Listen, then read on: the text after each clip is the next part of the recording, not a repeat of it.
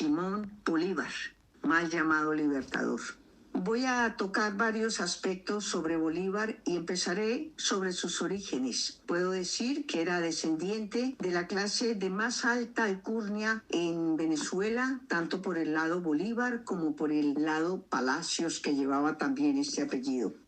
Familias se disputaban títulos, gracias, riquezas. Su padre, coronel del batallón de blancos de Caracas, y el abuelo había sido teniente general. Estas familias habían anhelado unos títulos nobiliarios que nunca le llegaron. También gozaban estas familias del privilegio propio del cargo de alférez real y el cargo de regidor del cabildo. O sea que tenían todos los honores y todos los privilegios. En un segundo aspecto diré algo sobre su físico, porque está muy lejos de ese César romanos que nos muestran las pinturas y los retratos de la época. Realmente Simón Bolívar tenía una tez cobriza, un pelo crespo, de baja estatura, muy delgado, labios gruesos y el inferior muy caído. En Lima era conocido como el Sambo, el cruce de negro con indio. Tenía sus ojos oscuros y una mirada altanera, una voz delgada y aflautada. San Martín, que lo conocía mucho, hablaba que siempre Bolívar se comunicaba con evasivas y no miraba de frente. Pasando a un contexto político, podemos decir que tenía como ambición imitar la democracia inglesa. Proponía una cámara alta hereditaria y la cámara baja, donde solo podían ocuparla gentes que tuvieran propiedades. Es decir, quedaban por fuera las mujeres, los jornaleros, los negros y los que no supieran leer o escribir. En el Congreso de Angostura, en 1818, propuso para sí mismo la presidencia vitalicia y luego en el Perú se proclamó libertador dictador.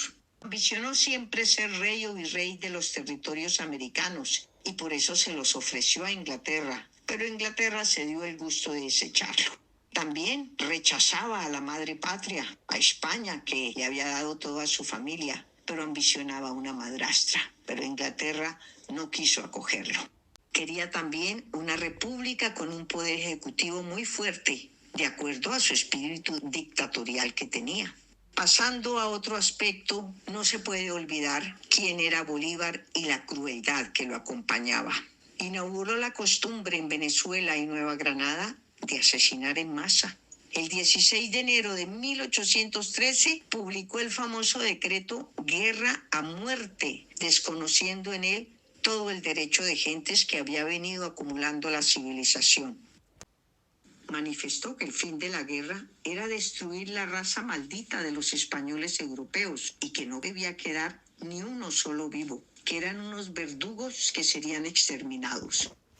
Y en otra frase famosa dijo: españoles y canarios, contad con la muerte si obráis en contra de la libertad. Americanos, contad con la vida aun cuando seáis culpables. Como lo destaca Pablo Victoria en su libro El terror bolivariano, vino a consumar el holocausto. Puso a criollos contra españoles que volteaban sus cuchillos contra sus padres y al levantar los brazos estaban señalando a sus propios ancestros. En esa solución final que decretó, mandó a ejecutar a todos los cautivos que estaban en las mazmorras de Cartagena, de Valencia y de La Guaira. Los mataban con fusiles, pero como hacía falta pólvora, se emplearon sables, picas y hasta piedras para destruirles las cabezas. Los que estaban presos eran víctimas inocentes, comerciantes, gentes de bien, cuyo único pecado era ser españoles.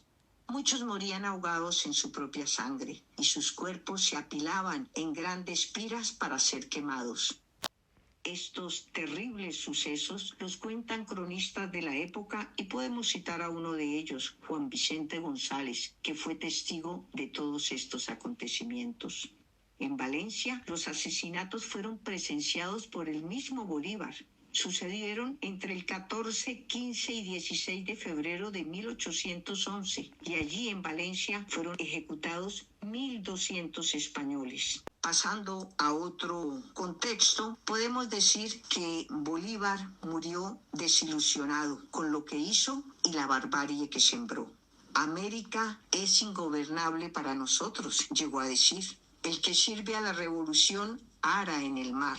Y llegó a anhelar: he deplorado la insurrección que hemos hecho contra los españoles. Deseo que la justicia se restablezca conforme a los tiempos de los españoles.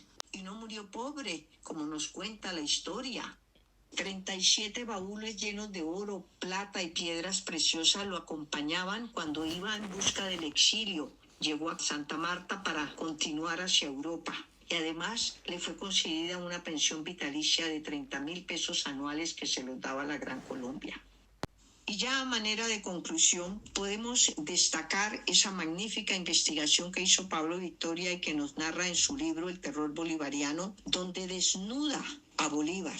Lo desnuda porque no es el libertador, es más bien el dictador. Lo despoja de sus poses de emperador y de sus ropajes pletóricos de medalla. Lo muestra tal como es: un revolucionario, un traidor, un matón.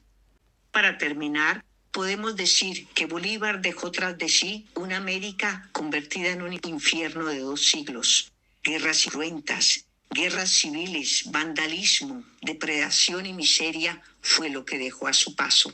Ese es el legado de la república que instauró Bolívar, fruto de una revolución y de una extraña libertad.